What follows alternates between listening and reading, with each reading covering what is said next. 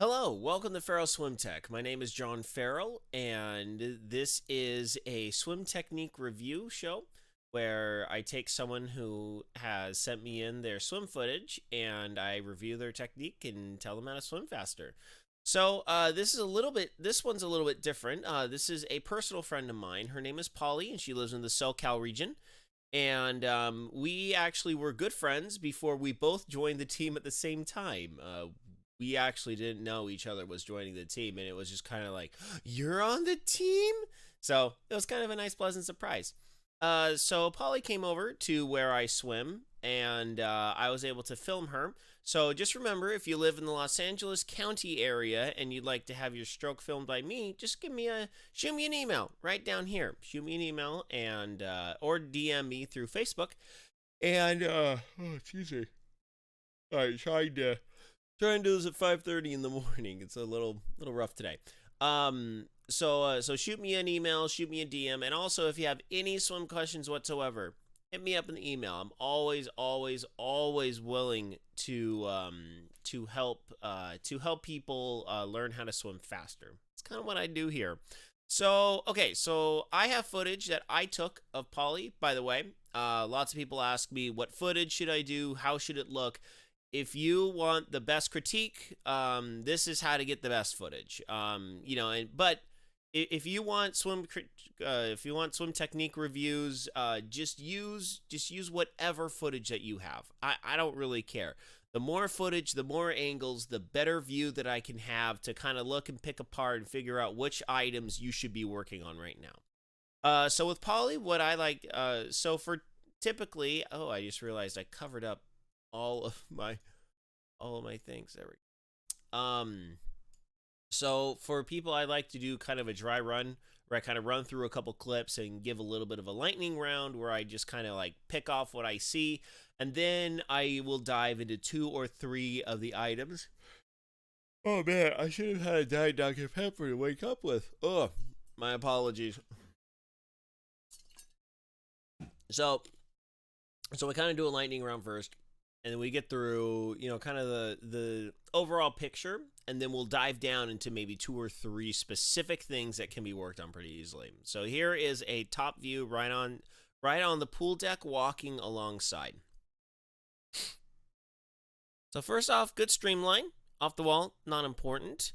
Okay, so the number one thing right off the bat is something called Ketchup. So watch her right arm. It stays out front until her left arm pretty much catches up with it. That right arm should move right before the left arm.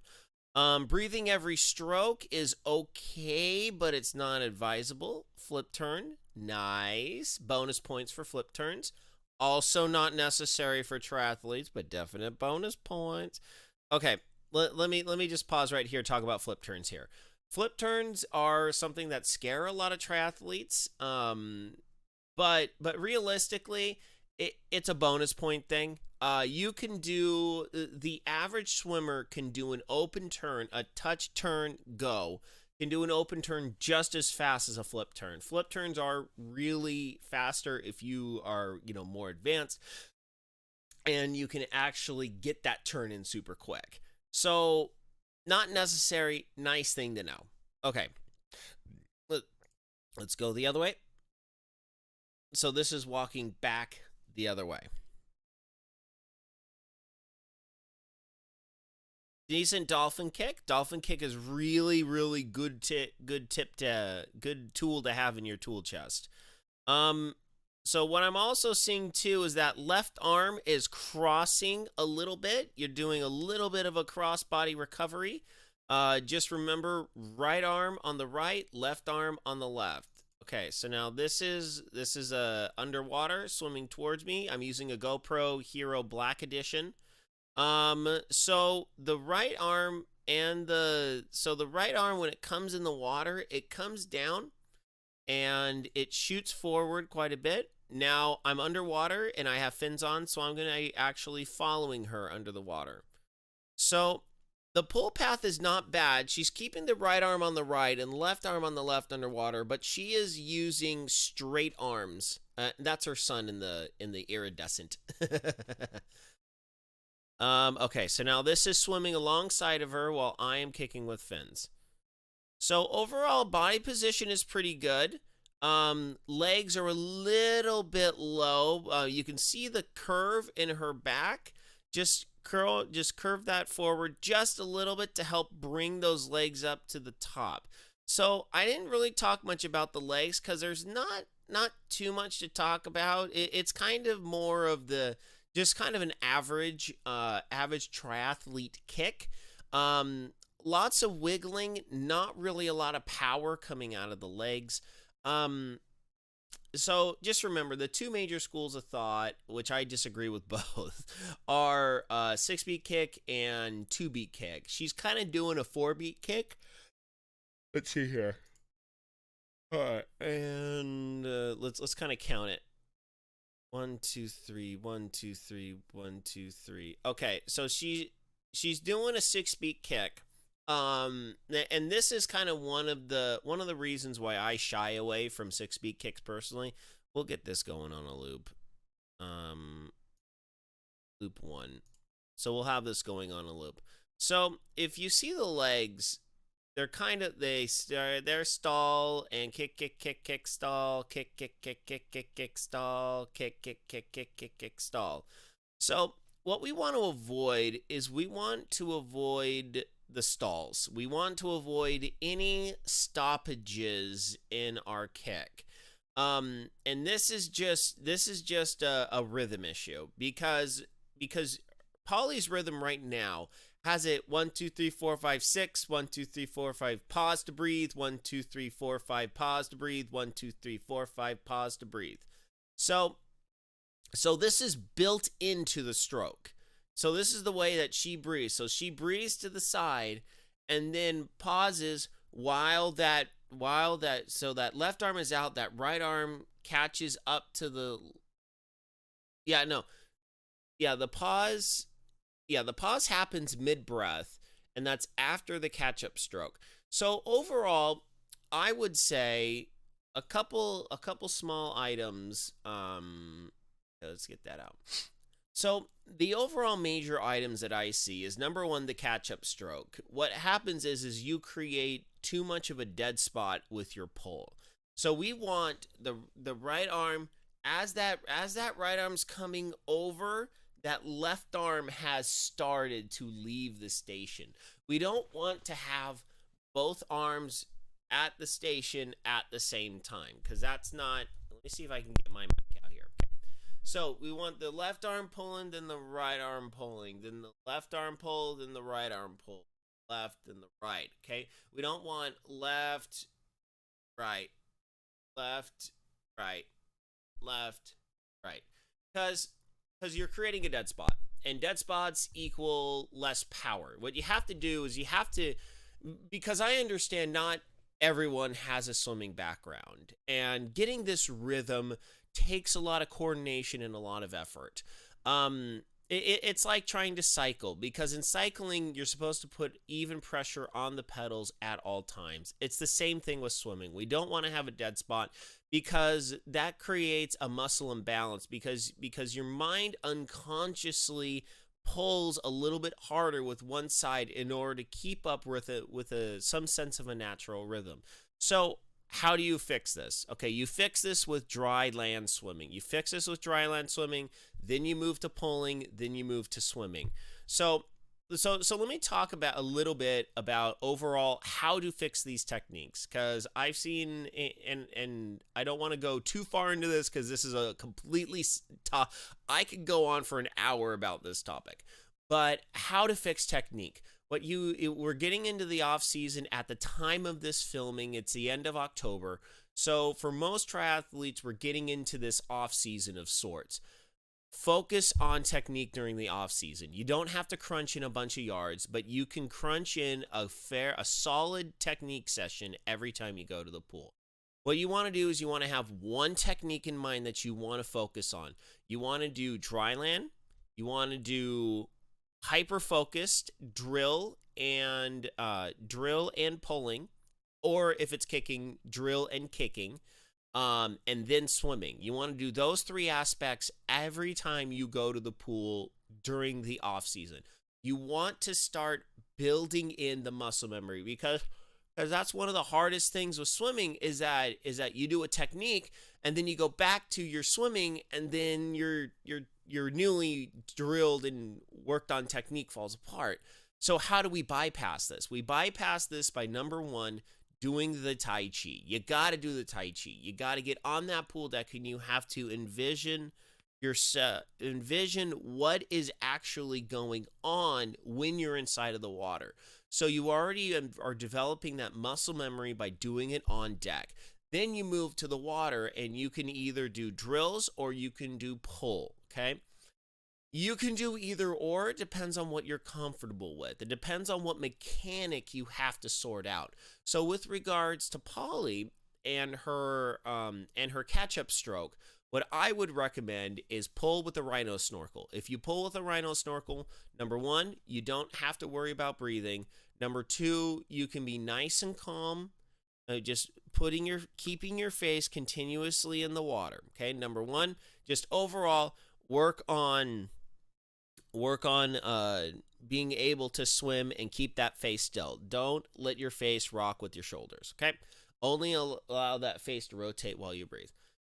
So for Polly's instance with the Ketchup Stroke, she wants to put that, you want to put the snorkel on, and then you focus on just going right, left, right, left.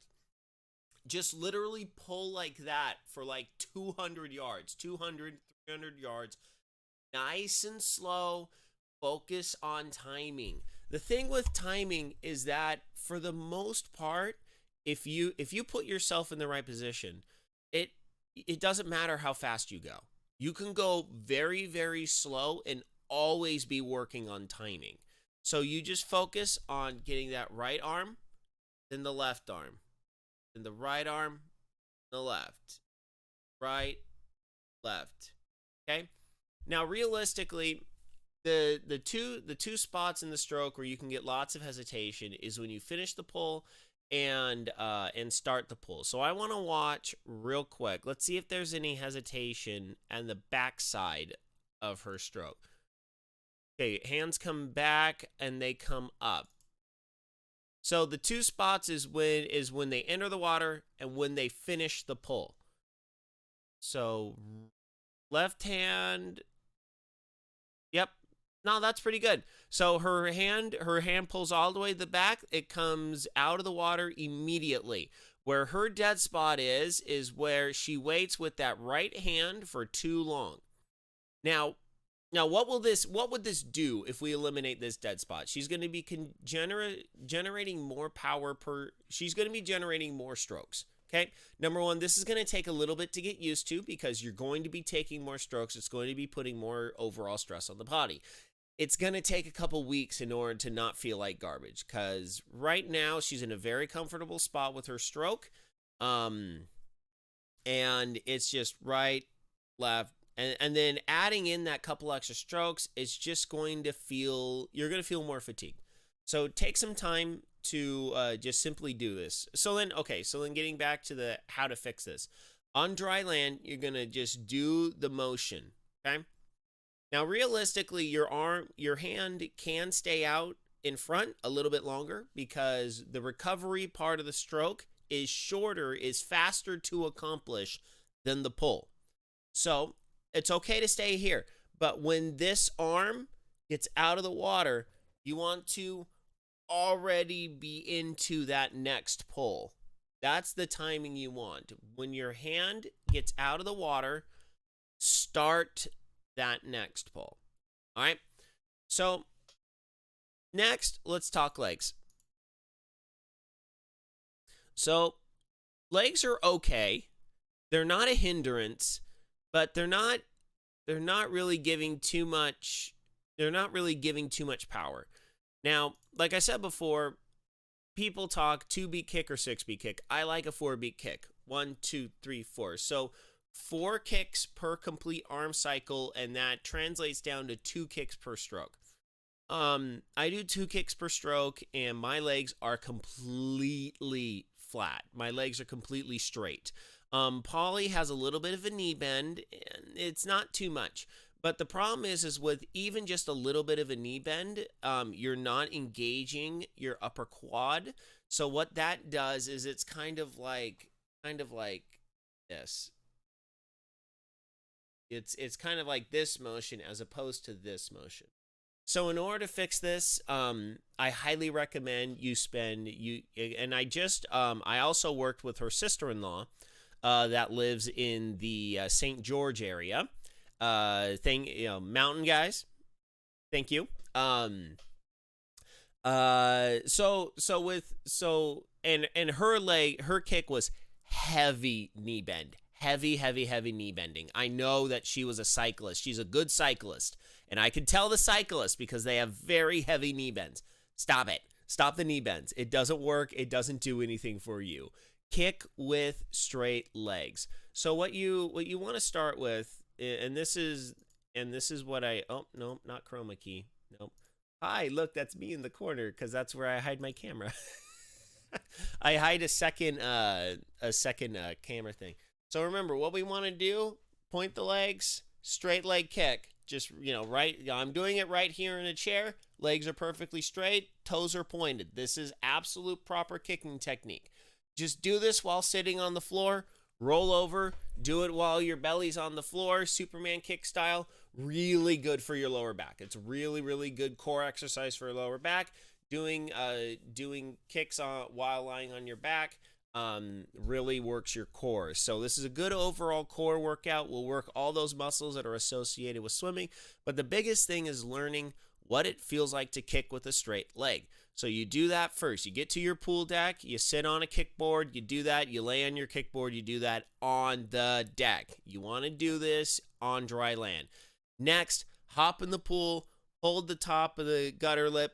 Push, and hold, brace yourself on the wall so you're perfectly flat. Now, if you are in what's called a skimmer type pool, which is where the pool wall extends up over water level about 6 inches, and you kind of got those holes in the wall where the big plastic thing where all the water rolls into. If you got to do that, grab that top deck and push down the same deck on the wall.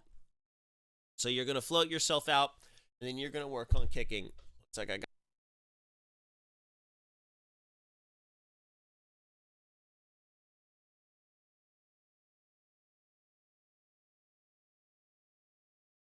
Sorry about that. And my mute button works. I just got a brand new audio mixer yesterday, so it's good to know my mute button works. So then you're going to want to float yourself on the wall, do straight leg kick for about 20-30 seconds. Just nice and easy. Engage those muscles. Just engage the correct muscles. And then you want to grab a kickboard, kick a 25 with that same thing, and then repeat the process. I can guarantee you, if you roll through that for 15 minutes, just roll through that for 15, 20. I mean, honestly, if you really want to drill home this muscle memory, do it for 30 minutes. Just have this be your whole pool workout for like 30. This is what I would say. If you have an hour block, for a swim practice, okay? Even if you have a 30-minute block, you can do a lot of good within 30 minutes. So if you have a 30-minute block, I would say 15 minutes, do this drill. Sit on the deck, kick for about 30 seconds on each side. You're going to hop in the water. You're going to hold the pool deck. You're going to kick for another 30 seconds. And then you're going to grab a kickboard, and then you're going to kick a 25. Okay? And then repeat this process over and over again. You're working your legs the entire time. It's just the same as if you were in the water using a kickboard, kicking back and forth. But what you're doing now is you are hyper-focusing on this technique on the land and in the pool, and you're using the same technique. That's the number one thing that I try and get swimmers to understand, is that if you want to work on this technique, working on it on dry land is just the same as if you're in the pool. But you're more aware of what your body's doing because you're subjected to normal gravity. You're subjected to normalcy. This makes it so it's easier to get those repetitions and get that muscle memory in correctly. So, what would I do for the catch-up drill? Okay, catch-up drill. What I would do is I would work on the land. I would learn how to swim just like this. This is a timing issue, okay? So you're going to go back, back, back, back, back, okay? So I would actually stand on land and I would do that. And then I would hop in the water, put on the snorkel, put on the buoy. And then I would push off and just start doing that. I would pull with that for a 50. I wouldn't do it for a 25 because then you got to get out and get in the snorkel. It kind of sucks. You want to do that for a 50. So get a full 50 into the pull and hyper focus on what the rhythm is. Okay? Focus on getting that right arm to pull right after or to pull right after the left arm comes out and over the water. So then you do that for a 50, and then you get out, and then you do dry land swimming again. Just work on that timing, The actual pull path, the actual technique, that's not really important. For this is a rhythm issue, so work on the rhythm. Do the rhythm, hop back in, snorkel, pull buoy, swim another 50. Do that for about 15 minutes straight. And then what you want to do is you want to try doing that with a normal swim. Okay, something that I would highly recommend every swimmer does, breathe every 4 strokes. Okay, so Polly is doing in this clip what I like to call breathing every stroke. Okay, so she takes a side breathe down, breathe down, breathe down. So this is... any breathing pattern that you actually breathe is fine. Let me just put it out there, okay? Because anytime you're taking in air when you're swimming, that's a good thing. But good, better, best. Just overall for your sanity and for your neck muscles, it's a good idea to learn how to breathe every 4 strokes, because what we don't want to do is you don't want to be constantly moving our neck to the side. It's going to cause strain. And even me, a very well-seasoned swimmer with very good breathing technique, I still get crinks in my neck during long workouts. So work on being able to just get your head out to the side and down. Yeah, I'm sorry. I'm yawning way too much this morning, and I do profusely apologize. So you want to get your head up, 2, 3, 4, breathe, 2, 3, 4. This will work your lung capacity, really good for overall fitness, and will allow you to kind of just settle in when you're actually out in the open water. This will help you with your open water, because then you can keep your head in the water for a couple strokes. So then because you're already bobbing around with the water and the waves and the swell and the chop and all that crap. You don't want to be throwing in a whole ton more head movement because you're already kind of going all sorts of different places. So if you're able to train and execute breathing every 4 strokes, and then when you're out in the open water, you take that sight stroke every time you take a breath, that's just going to help with the overall comfort level during the swim. Like I said, not a top priority, but just something that Polly and everyone should be doing. Let me think. So with regards to pull pattern, the only thing that I would say is little too much with the straight arm. You see that left arm comes down and over. So down and over. This is what I call the half moon pull. So the reason why we don't, then this will be the last thing I'll talk about. Half moon pull. Here, let's do that again. So this is a really good angle the half moon pull. So the left arm kind of goes, the right arm pulls pretty straight back, but that left arm is doing a full moon pull. You see this right arm right here? Yeah, well, this is actually good. This is a good angle. So number one, yeah, no, that's okay to start. But here's the one thing I'm talking about. You see the neck alignment? So her left arm is straight. Her right arm is down, but her head is already to the side. Okay? What we want to do is we want to lock that neck with the head and push forward to where you see my shoulder is aligned with my head is perpendicular to my shoulder line. And then as you come over, that head comes back down. Okay? So Polly is, in this instance, doing what I just said not to do. Don't use your neck to rotate. Use the upper body. Okay? So let's talk about how to fix this. Because this is something that will increase your comfort level by a ton. So the way that you do this is, number one, just kind of hold your shoulders still. Just look left, look right, okay? Just get nice and loose with your neck. Then now what you want to do, elbows at side, touch your chin, okay? Rotate to the left, rotate to the right. You see how my neck is not moving, okay? So you want to be able to rotate, and I'm trying to do this in a swivel chair, so it may look weird.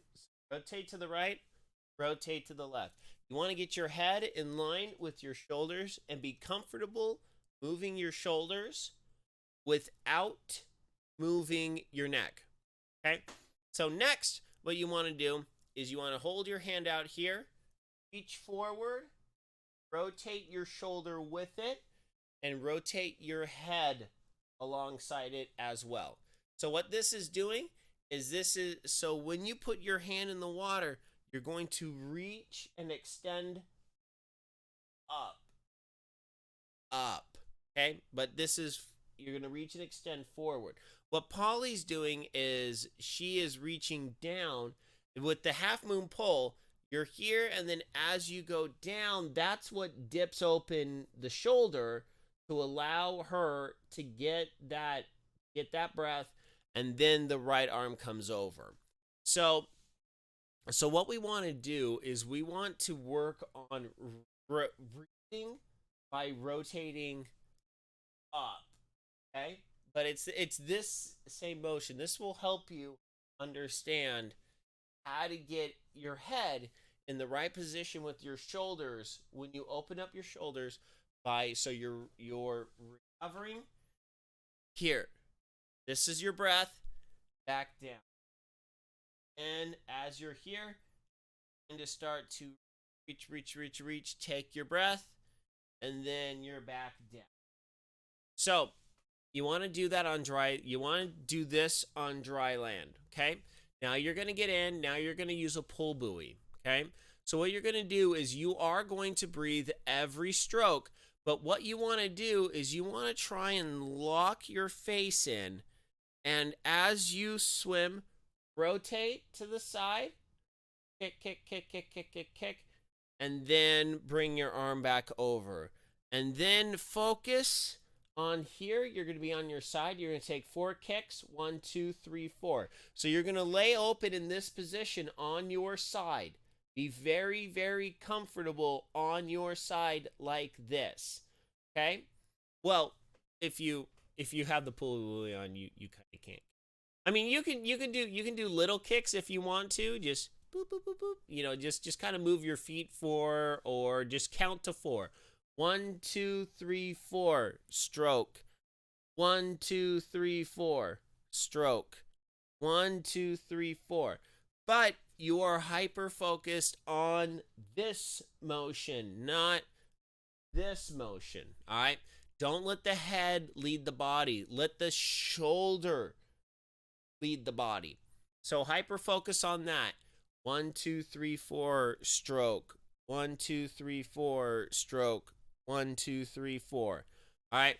So then what you would want to do also if you do tend to have a lot of problems keeping your legs afloat during drills, like the next step is you're going to take the buoy off, and then you're going to kind of do the same thing, but you're going to take 4 kicks, okay? If you have problems keeping your legs afloat, I recommend using fins. And if you buy fins, I recommend buying short fins. Buy short fins. Don't buy long fins. Long fins work your calves. They don't work your quads. You want short fins. Short fins will work your quads. Don't buy Zoomers. I hate Zoomers. I've hated them forever. They don't work right. Here, let me show you the fins that I use, and I love them.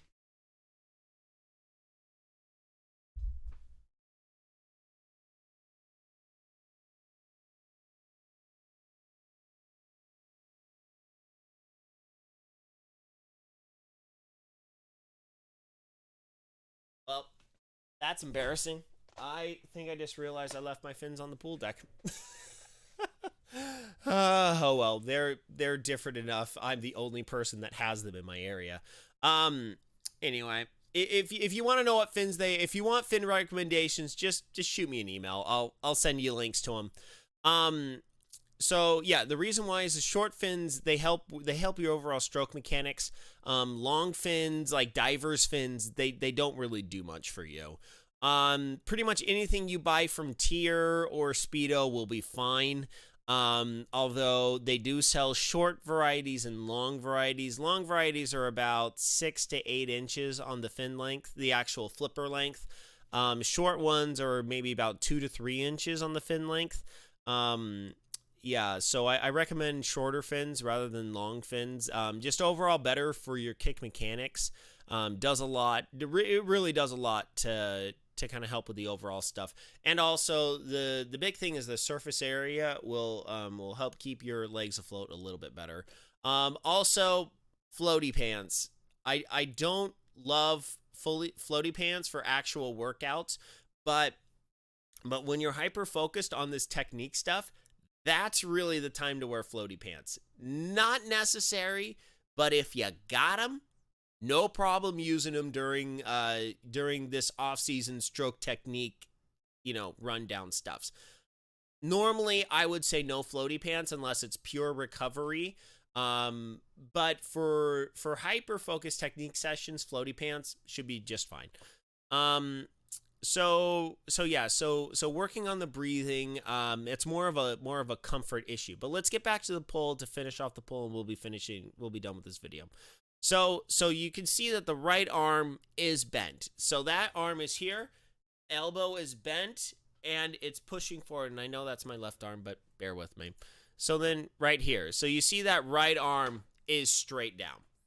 So you see here, so since her right arm is down, her shoulders, her neck is already she's already taking her breath, and her shoulder line is now catching up with her head position. So right here, her head should already be straight down. Her head should already be straight down at this point. But her shoulders coming over and her head's to the side, so then she's going to be moving her head. But you see this straight line is still continuing.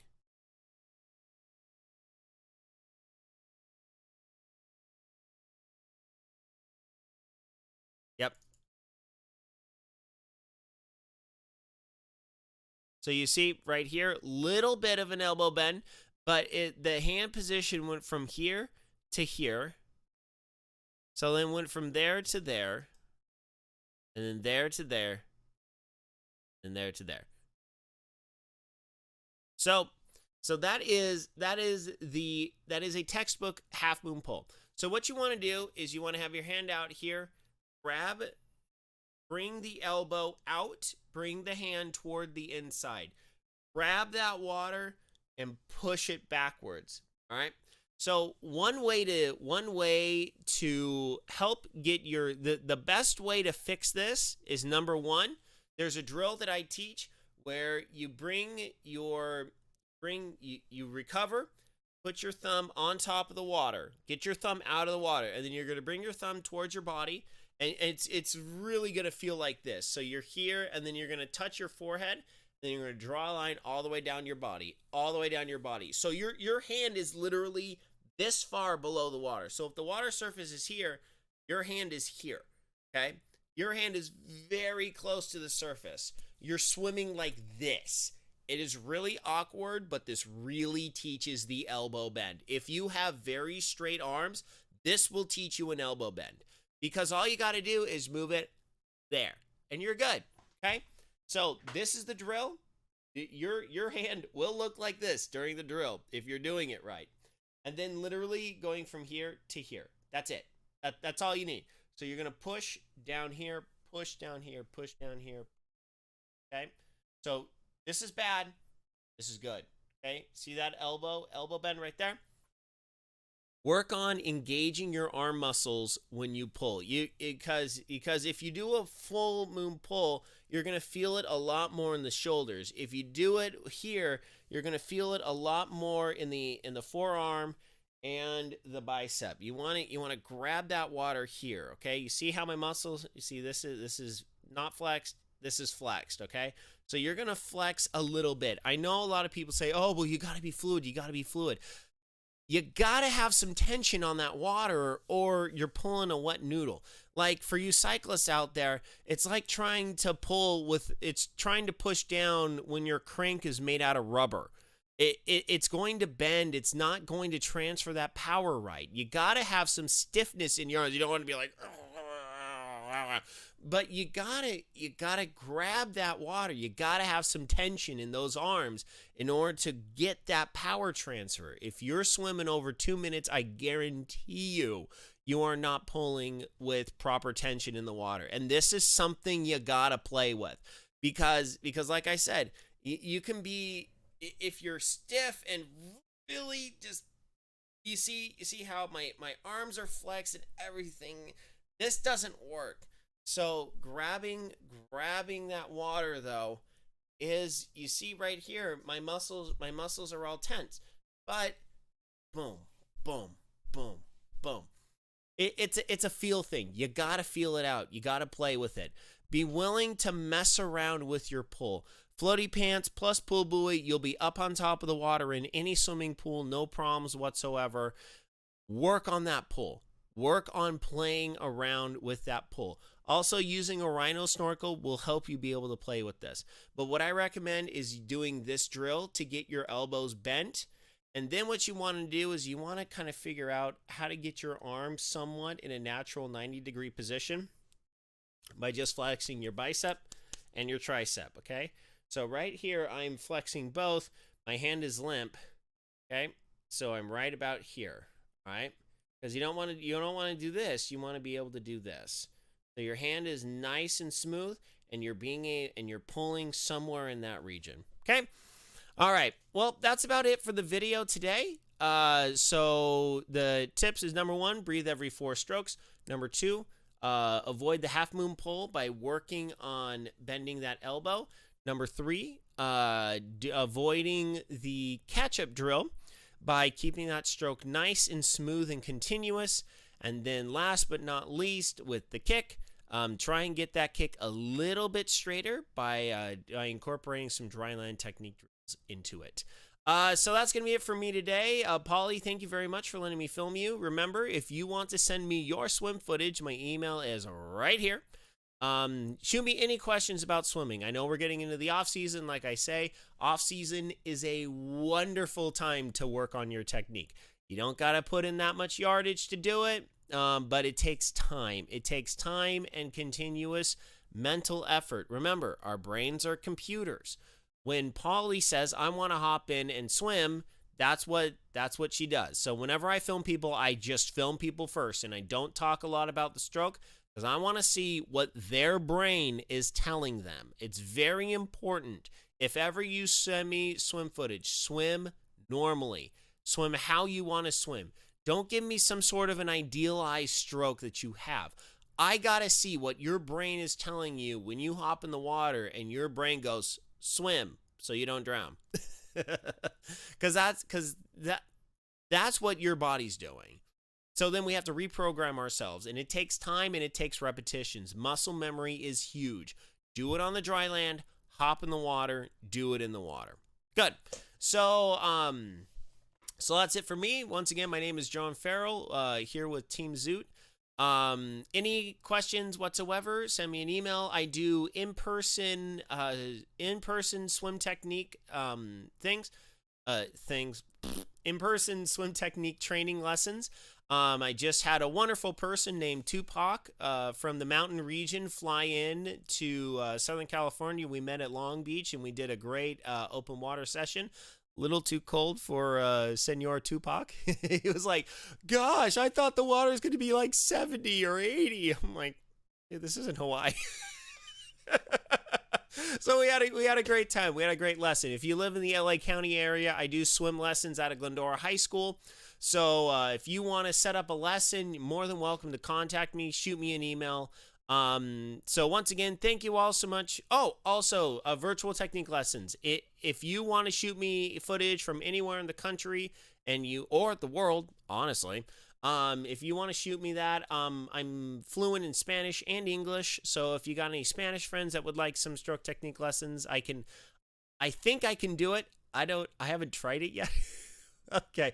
Anyway, enough of me talking. Thank you all so much for tuning in. Keep training, everyone. Glad to see everyone made it through a solid season of competitions. Yep, that's it for me today. So until later, my friends, good night, Isaiah Norris, wherever you are. I'm out of here. Goodbye, everyone. Goodbye.